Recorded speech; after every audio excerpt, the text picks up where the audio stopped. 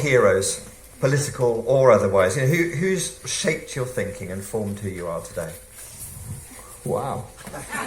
You didn't warn me about that one.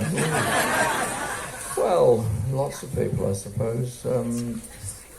My mum, my dad, they did a lot because they were of a generation that stood up against fascism in the 30s. They were a generation that was there at Cable Street fighting the fascists when they were going after the Jewish community. They were them, so they were inspiring. And then there were great political figures that I've had the privilege and honour to meet, like Mandela, Tony Benn and others, have been, to me, very inspirational. But what I would say is, don't always go looking for heroes and don't always go looking for symbols of things.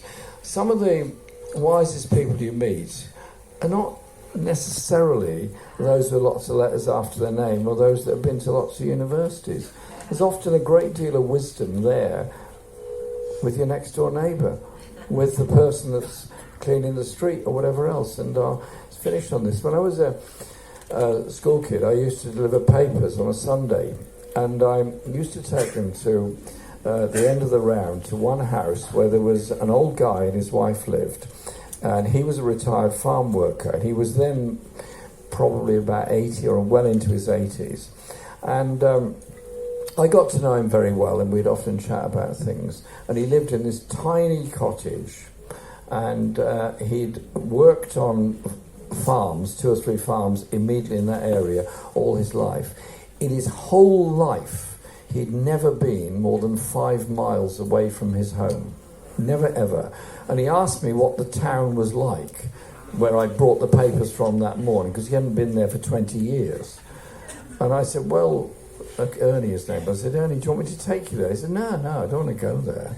Why would I want to do that? Oh, sorry I asked you. But you might say, well, wow, he must have been a really narrow-minded old son. Not one bit of it. He knew every centimetre of every hedge and every field that he'd ever worked in. He knew everything about the ecology and sustainability of the area. And he actually had a very good understanding of human behaviour and human knowledge.